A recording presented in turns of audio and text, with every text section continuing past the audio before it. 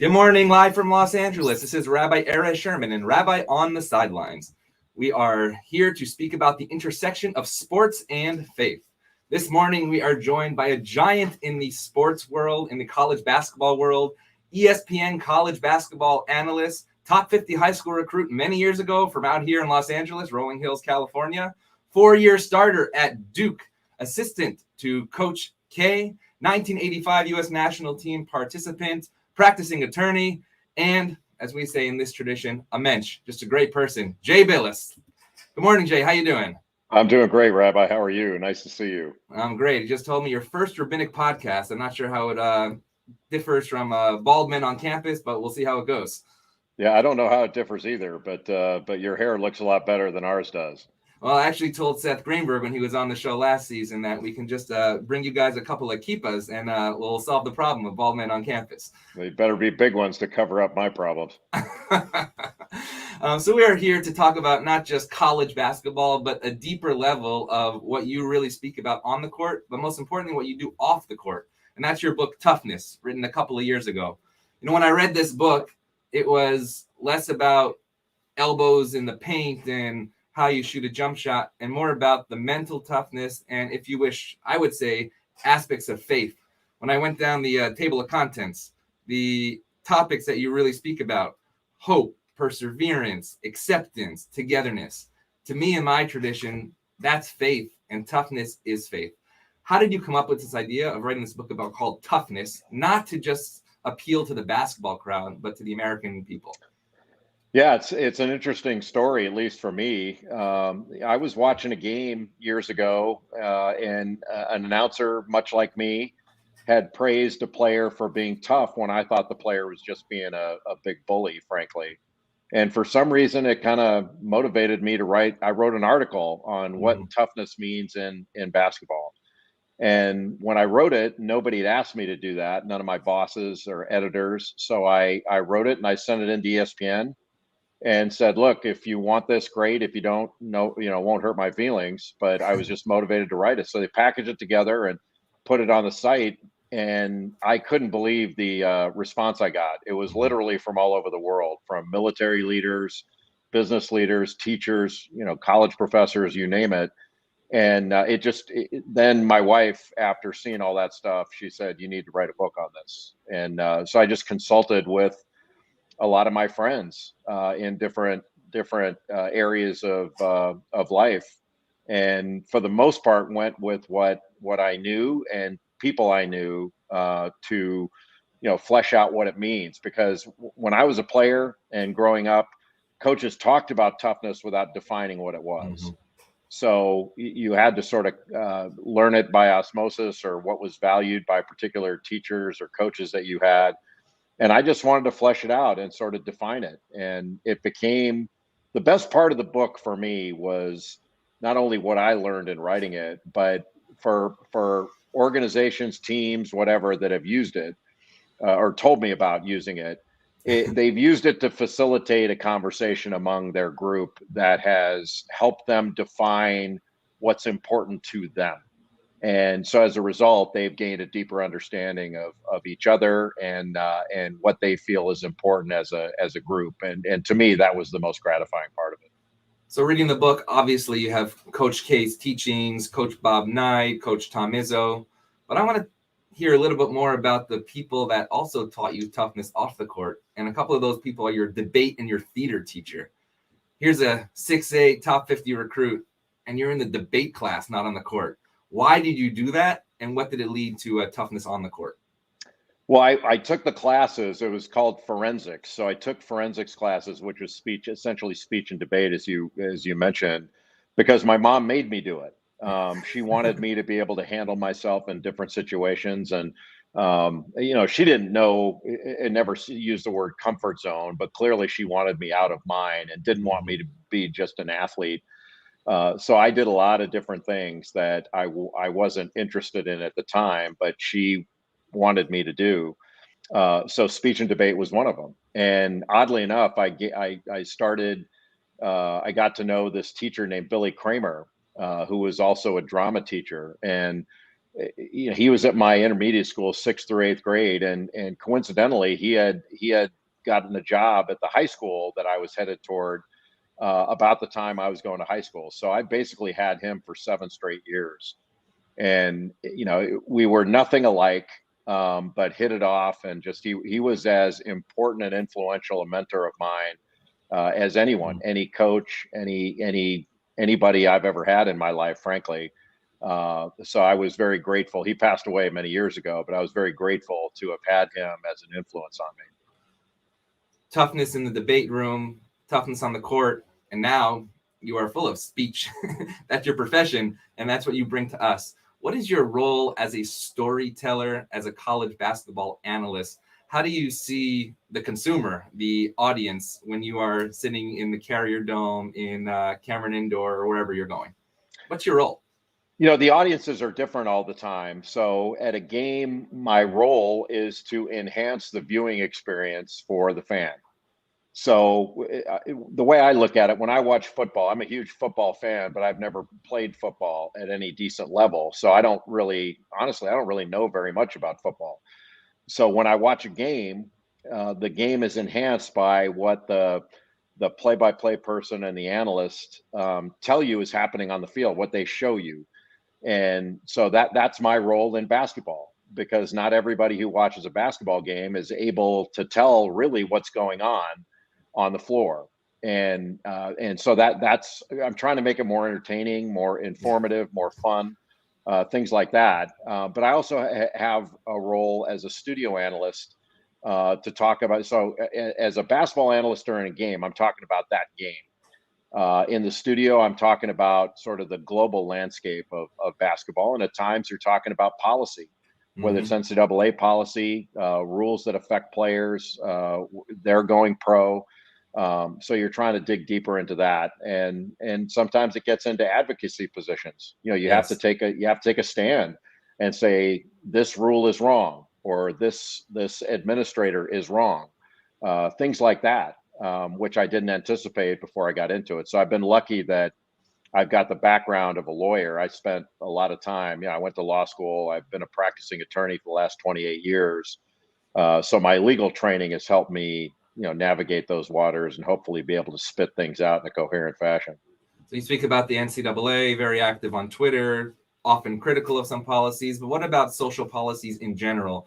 Like last year when we talked about the tensions of race in this country and players wearing signs on their back, right, saying equality.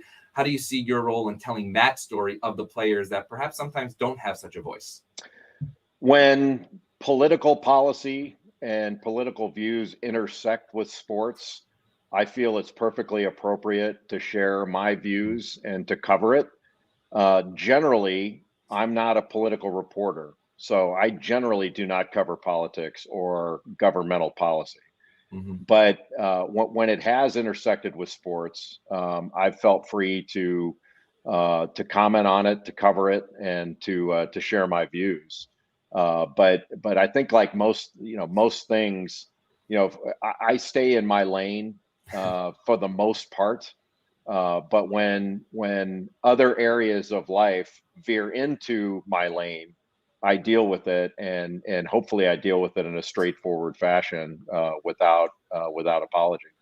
So one thing that Coach K, I know, taught you is the word together, that after every single sentence you say together. We defend together, we play together, we eat together. And something that you do in your job as a college basketball analyst, you're not alone. You have a partner. Last year we interviewed Dan Schulman, and we asked him about what it's like to work with others. And this is what he said.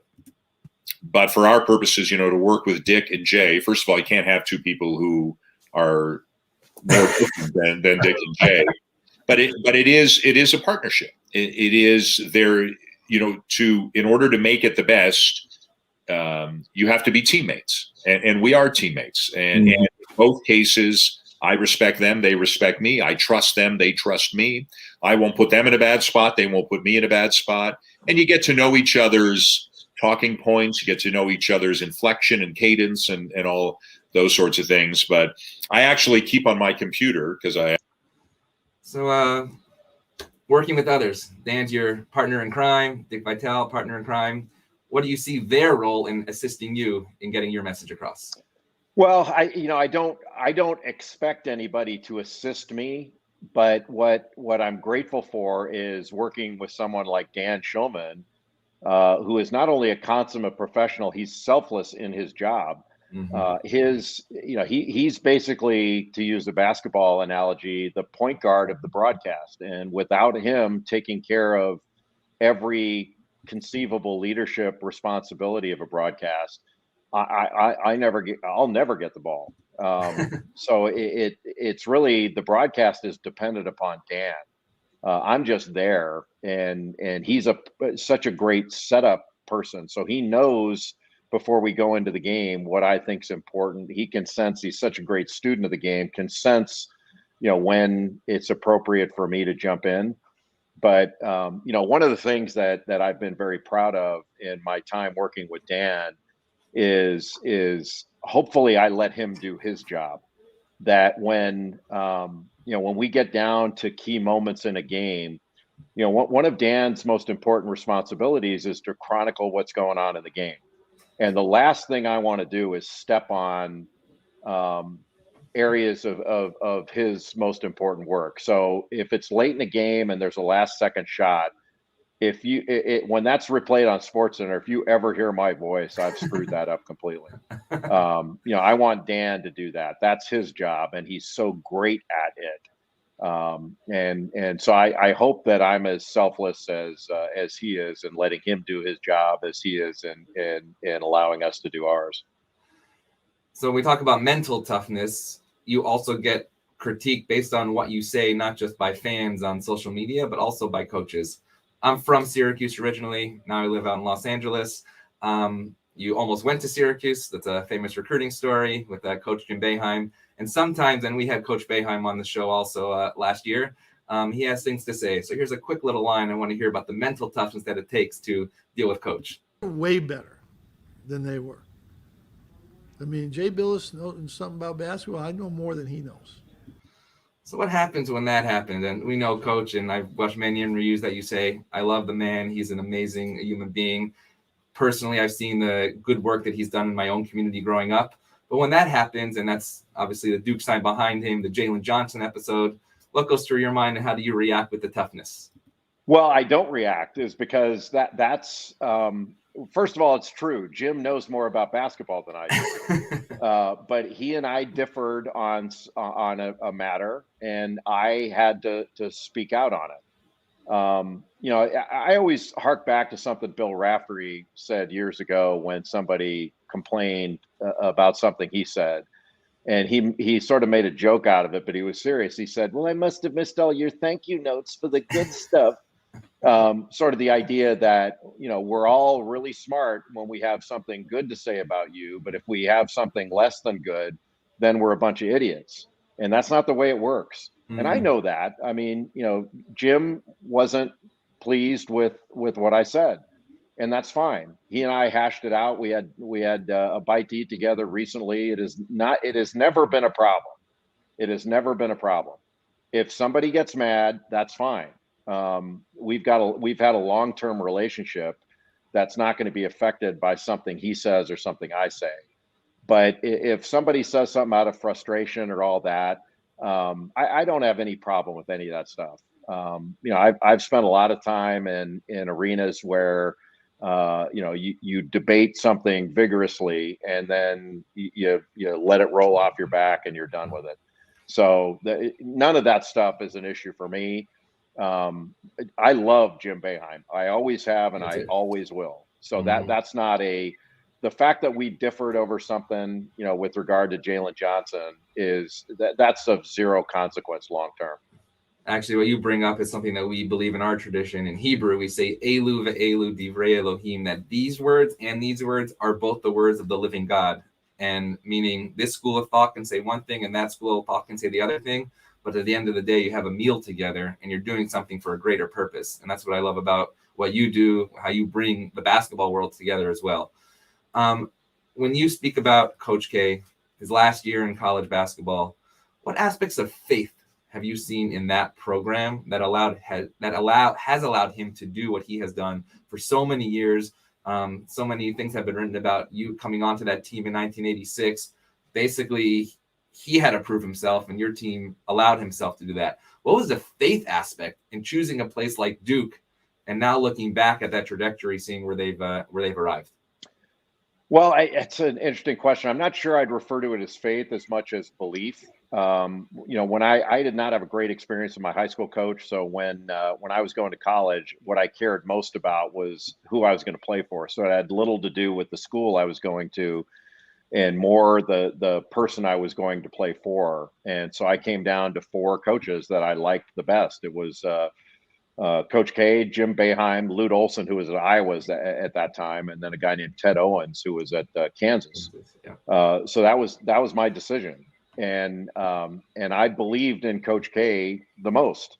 Not to say that I wouldn't have loved playing for Boeheim or Olson or Owens, but I just, there was something about Coach K that I believed in and trusted, based upon what I had learned about him through the recruiting process.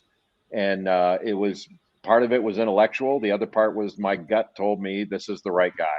And I never looked back from that. That didn't mean the ride was always smooth. We had turbulence from time to time, but it was, I would not, I have never second guessed the decision.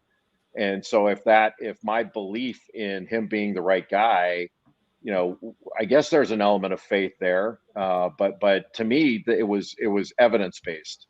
I had evidence in what I had seen in him that told me this is the right thing to do. So you keep talking about the difference between belief and faith. I'd love to flesh that out a little. What do you see the difference as belief and faith? Well, I mean, I think of faith in belief in something that has no evidentiary basis. You can't point to something that in which you have faith and say, there's the evidence that concludes my faith is correct. Mm-hmm. I wouldn't venture to say that one person's faith is greater than another, or one religion is better than another. Like I don't know enough about that. And so I don't go there. I go with what I believe. I have beliefs. Nice. And so I don't know whether, and I make judgments, so when people say, well, you shouldn't judge other people. I don't judge other people. I don't judge their souls, but I make judgments based upon their actions, mm-hmm. and based upon their statements and things like that. To me, those are my judgment is based upon my beliefs in that regard. I want to throw one other word that you end your book with, and that's hope. And I love the stories that you tell about hope, specifically the doctor, and I believe it was at Duke, and he says, I'm going to introduce you to somebody. I believe her name is Sabrina Lewandowski, mm-hmm. who had a brain tumor, and said, that's the toughest human being you'll ever meet, and it's because she had hope. So let's throw in that word of hope and belief, and how do those work together? Maybe tell the story of Sabrina and tell how that deals with toughness on and off the court. Well, the doctor to whom you're referring is Dr. Henry Friedman, who's yes. head of the Duke Brain Tumor Center. And Henry was always an inspiration to me because of his attitude. The overwhelming majority of his patients die, and he's the most hopeful, upbeat person I've ever met. Mm-hmm. And I honestly didn't understand it. The fact that there wasn't the rate of success, but he didn't look at a person's death as being a failure, because there were always advances and they were always getting better. And so he was the one that sold me on the idea of hope as a function of your toughness, being your attitude, your outlook, things like that. And he told me about, he says, this woman, she's a teacher, Sabrina Lewandowski, you could lock all of your toughest football and basketball mm-hmm. players in a room with her and she'd come out. Mm-hmm. And he told me about, she had a glioblastoma. Her survival rate, if I remember right, was 9%. 9%. Yep. And her attitude was, I'm one of the 9%. Mm-hmm. And I remember her telling me a story that when she would go for treatment, she would pass other patients that did not look good. And she could tell that they were not going to make it, and she couldn't bring herself to look over there. at them because she was like, that is not me. Mm-hmm. And look, I'm not saying, like, my wife's father passed away from cancer. I'm not saying that toughness beats cancer. Right. What I'm saying is that without it, you can't, Yes. because there are extraordinarily hopeful, tough, amazingly attitudinal people that have not survived this. Mm-hmm. That's not the issue. The issue is without it, you can't. Mm-hmm.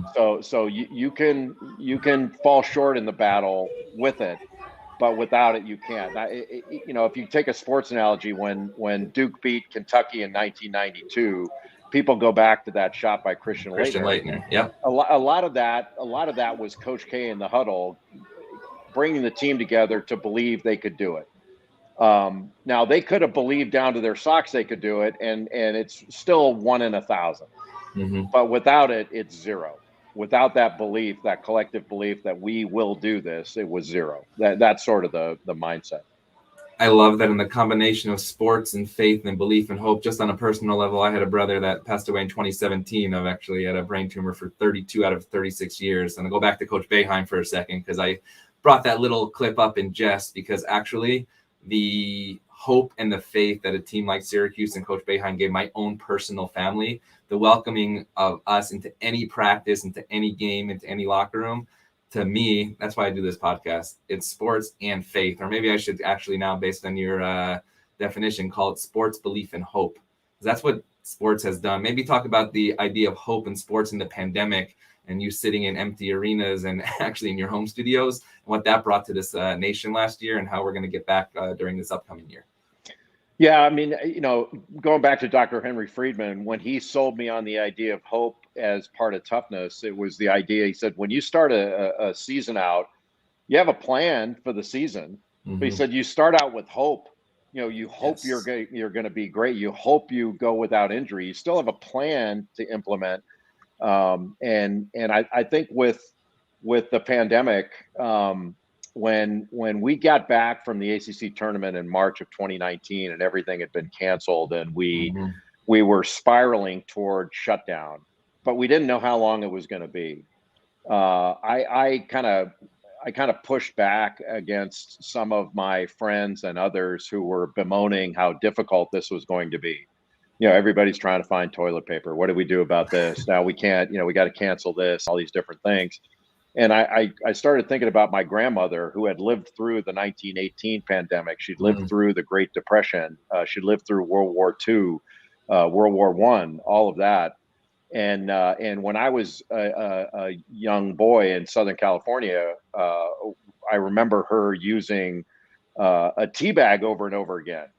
And we kind of made fun of her that come on, Grandma, we can afford a tea bag here. And but she had lived through things that were different. She had a different experience. And if our predecessors could go through all of that and still maintain a can-do attitude, what we had to wait on Amazon to deliver toilet paper for a little while. It's and we had to cancel vacation. We'll be okay. It's not that big of a deal. And there are bigger things going on that we have to deal with. And my generation, I'm 57 years old. My brother was worried about going to Vietnam. I didn't have to go to Vietnam. I've never been to war.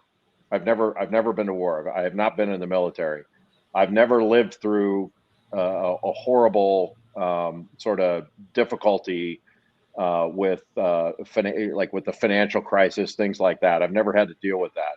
I've never had a health problem, yet. I'm sure I will, but I've not had one yet. So to me, okay, we have to deal with something here. Are we going to drop to our knees and cry? Or are we going to deal with this in a positive way? And that's what I tried to think about. And that was the hope of, we're not just hope, but we're going to get through this. If you look at all the things in the past, we've gotten through this. And the only way we're going to get through this is by being empathetic and together, and by helping out where we can help out. I can't fix this myself, but I can make things better in my own backyard. That's sort of the way I looked at it. So you talked about the pandemic that way, but you also mentioned the military, and you speak about your trips. I believe it was to Iraq and the troops, and you said those are the toughest guys I've ever met. So can you tell us a little about going over to support the troops and what that looked like? And I remember you sort of seeing the roles that these soldiers, men and women, were playing, and you couldn't believe that they were doing that, and they were grateful for what you were doing just on a court in Iraq. Yeah, it was Kuwait. So we went Sorry. to Kuwait twice, and went to Abu Dhabi, some of these other places, Bahrain. But the military base was in Kuwait, where most, if not every, soldier during Operation Iraqi Freedom went in and out of Camp Arifjan in Kuwait. So I think it was 05 and 06. I was part of a group of coaches that went over there, and we coached U.S. service teams that were, some of them stationed in Iraq, some of them, in other areas of the Middle East. And we were all blown away by the commitment of our men and women in uniform. And there was one particular story where we were being toured around this gigantic military base, and it was 120 degrees every day during the summer over there. And we noticed a bunch of different colored flags along with the American flag and certain military flags. And somebody had asked one of the soldiers touring us around, Right. and we said, what are those flags? What do they mean? And he said, they're heat orders. So certain temperatures, you're allowed only 10 minutes on, 50 minutes off for work outside. And one of the coaches asked, well, how do you get your work done? Only 10 minutes on, 50 minutes off. And very matter of factly, the soldier said, well, with all due respect, sir, we don't really heed those particular orders, because we've got brothers and sisters that are dying up in Iraq, and they don't get 50 minutes off. And, you started thinking about how profound that is, that their job is to make mission, and they're not going to leave their fellow soldiers at a deficit, because they may get some sort of heat stroke or whatever it would be. And that is no joke over there. Right. That heat is ridiculous. I mean, you have to wear long sleeve shirts and all that stuff, because as you perspire, it basically fries you. And the amount of water they had to drink, I mean, it was really something else. But I mentioned before that I'd never been through war or been in the military. So, it's one thing to talk about commitment, like look at the commitment I've made to my basketball team. That's not commitment. What soldiers do, what first responders do, that's commitment. It is not commitment to say, hey, look, I'm all in on this basketball season. That's not going to carry the day. But to your point, like the fact that we had those soldiers saying thank you to us for coming over there was embarrassing, frankly. We were embarrassed because we didn't think we could do enough for them. That was the feeling. Goals, destinations. Coach K always talks about, I believe in the beginning of the season, he says, what's your goal? And people say, I'm going to win a national championship. I'm going to win the player of the year, etc. He said, no, that's a destination. What's your goal? How does Coach K set up that difference, and what can it mean to us? Well, I think it's more an issue of concentrating on what's important that day. So I think the point he was making is that, the national championship as a goal is not going to sustain them day to day into doing what was right that day, what was best for them that day. And to me, I've always used the analogy of a ladder that my dad kind of taught me, not knowing he was teaching me anything. He was just pissed at me. That's what I was going to ask you next about your dad. Yeah, great. So when I used to work for my dad during the summer, and when I was working on a construction project, my job was to get some of the material, or get all the materials from the ground floor to the roof. And so I figured I'd carry twice as much stuff on each trip. I'd cut the number of trips in half that way, and I didn't have to do this grunt job that I hated. And so I took a spill. I was overloaded and not paying attention to what was important, and I took a spill. And I was lucky I didn't get hurt.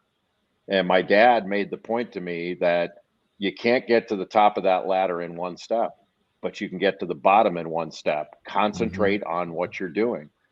And so, similar to the Coach K talking to the team about look, we can have goals about winning the ACC or doing this or doing that, but really those are our destinations. Our goal has to be to get better and closer as a team every day. If that's our goal, we'll reach our destination, whatever that is, and we're worthy of all those. We're worthy of reaching all those different destinations. When you think about a ladder, your destination is the top of the ladder, but what good does it do you on each rung to think about the top of the ladder? You have to be fully concentrated on each rung of the ladder, or pretty soon your destination is going to be flat on your back on the bottom of the ladder.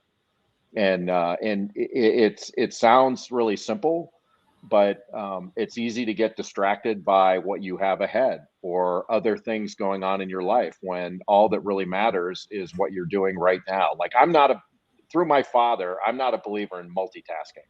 Mm-hmm. I can do a lot of different things during a day, but I can only do one thing at a time. Mm-hmm. And so he did not, he concentrated on what he was doing right then. And then when it was over, he moved on to the next thing.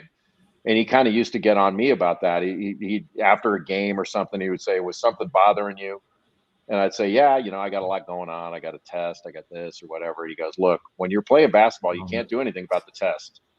And he said, "So concentrate on the game. You've devoted your time to it. Like, devote your whole being to it. When it's over, then don't think about the game anymore and move on to concentrating on the test. Don't think about basketball in school. Don't think about, when you go out with your girlfriend, you devote that amount of time to it. So sit and watch the movie and enjoy yourself. But when it's over, move on to the next thing." And that's I think it's all part and parcel of the same, that are you able to concentrate on what's in front of you to the exclusion of everything else? And if you can't do that, you're cheating yourself out of that experience, whether it's your family time, work, whatever. I've never brought work home with me. Doesn't mean I don't do things at home, but I don't bring work home with me, if that makes any sense. So Absolutely. when I sit down for dinner with my wife or my kids, whatever, my kids are gone now, but I'm all in on that. And then when it's time to work, then I work. I'm not sure if you went to rabbinical school or not, but you're providing like unbelievable sermons for our community here this morning. Especially the collection plate comes out. No, we don't do that. We just do online donations now. We're all good. Actually, the ladder image is something that we're going to read in the Old Testament in a couple of weeks, about Jacob climbing up and down and which way the ladder's going. It's a beautiful, beautiful thing. Your toughness idea, sometimes being too tough is not good, meaning playing through injuries, right? What is that boundary between toughness and, I guess I would use the word, stupidity? Well, it's understanding what's important. That it's one thing to play through pain; it's another thing to play through injury. And I think I was kind of stupid with how I handled a knee injury in the past. I wanted so badly to play for the U.S. national team, I compromised my health, and I paid a pretty big price for it. But there's a big difference between being tough and being smart about it. Like for me, when it took me a while growing up, when I went to the doctor, to frankly be honest about everything that was going on with me. You felt embarrassed, or you didn't want to talk, didn't want to talk about, "Hey man, this is more painful than you're telling me this should be," things like that. When I was in a doctor's office, what I wanted most was to get the hell out of there. But you can't, your doctor can't help you if you don't give him or her all the information. And so I've since become a lot more forthcoming, because they're there to help you. And so my decision making changed a lot when I let go of my physical and mental health is not related to how tough I am as a person. In fact, admitting that I have vulnerability is a sign of toughness. It's not weakness. It's strength to be able to admit that and to address it. It's not weakness. So this is the last season for Coach K, Hall of Famer, probably the best coach out there, perhaps of all times. This is a quick clip from his first practice just a couple of weeks ago, and we'll talk about Coach K in just one moment. For about an hour right now to really be thinking. A lot of movement, all right, but we need this. And in order to do this, in talking, that means we're going to do it together. We're at a good spot right now, but you're all going to get better. And you only get better by not having a ceiling put on you. How can I help a teammate today? What's your thoughts on the last season of Coach K and the impact that will have on the college basketball landscape going forward, as him, as Coach Williams, who knows about Coach Boeheim, as the next generation comes up? What's that going to look like for us?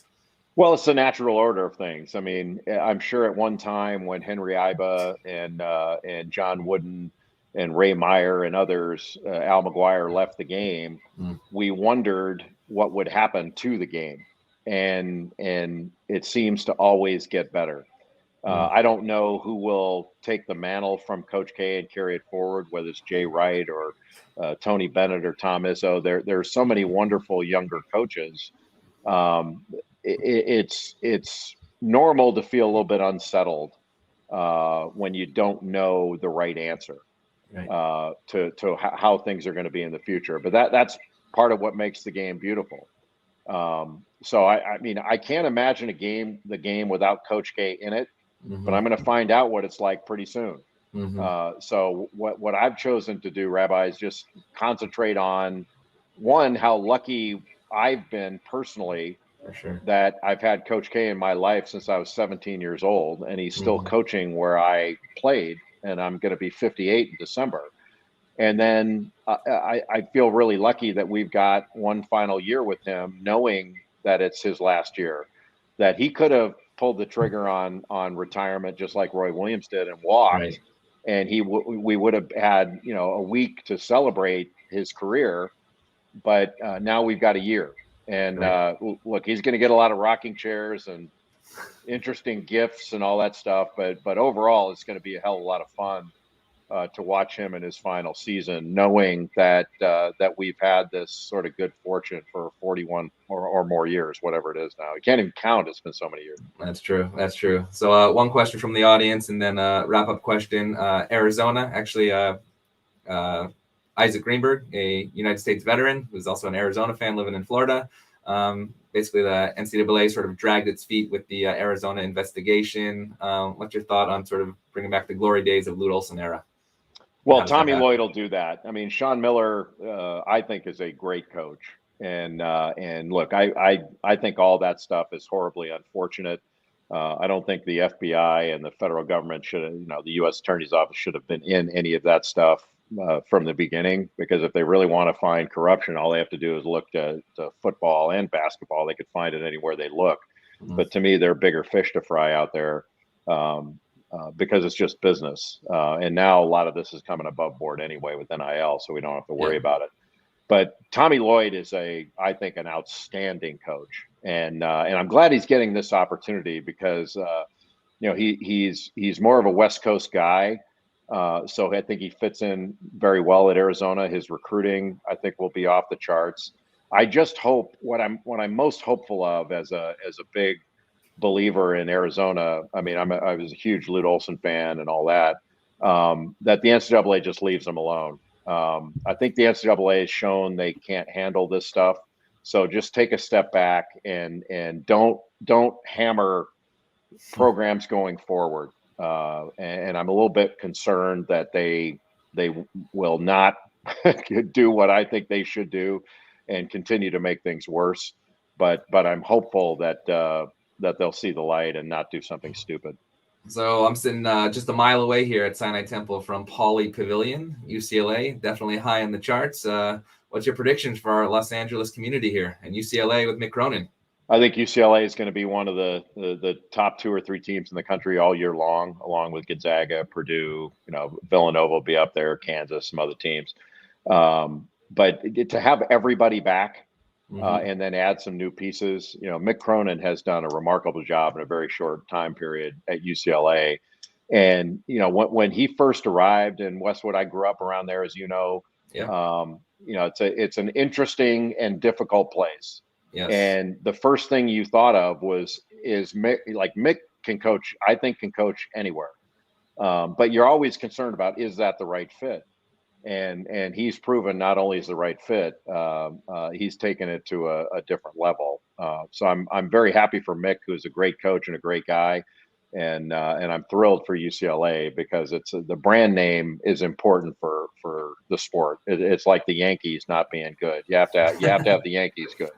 Actually, there's been some empty Poly pavilions this year, and I'm excited to bring my family, my community there. So the last question, Toughness, again, Toughness by Jay Bilas, New York Times bestseller, an amazing book, perhaps not about faith, but definitely about belief. What's your message to the young people about the importance of sports and the importance of believing in themselves, especially after this pandemic? This idea that I just read an article this morning, the pandemic after the pandemic is about mental health. How can we really train ourselves to move forward, to get to a goal and not a destination, and to know that we're going to be okay tomorrow? Well, that's a great question. I mean, to me, sports are really important vehicles for relationships. And, I spend a lot of time talking to younger coaches, not just younger college coaches, but especially high school coaches and AAU coaches, about the idea that this is supposed to be fun. And we spend a lot of time lecturing young people about only 5% of athletes ever go on to play in college or be professionals and all that. Well, if we really believe that, then it's incumbent upon us to make their participation in sports a great experience. And what they, at my advanced age, what I know from participating is the most important thing to me now about my participation is the quality of relationship I had with my teammates, my coaches, the other parents that were involved. That's what sticks with you is those, sort of that relationship side, the experiences you had, not your one loss record or anything like that. And so I think it's important for people at every level. This is supposed to be a positive experience. So get off the players' backs, let them enjoy the experience, and help facilitate them having a positive experience with their teammates and their coaches. Because that's what leads to the best mental health outcomes is positive interaction. That doesn't mean you can't have high expectations. You can't be demanding in performance and behavior and expectations, but you'd better be demanding without being demeaning, because demeaning leaves scars, and the players will remember being demeaned forever. They'll also remember being uplifted, and so you have to decide on which side of that coin do you want to be remembered. I think it's the same model that we do here in the religion world, and it's creating sacred relationships through sacred community. It is a pleasure to have Jay Bilas here on Rabbi on the Sidelines. If you're hopefully College Game Day will come to the Bruin campus. We're right down the block, and hopefully you'll visit our community as well. Jay Bilas, ESPN college analyst, Duke alum, 1985, U.S. national team member, and just an amazing, amazing mentor and role model for all of us here in this great country, United States of America. Jay, thank you for being with us. Have a great day. Thank you, Rabbi.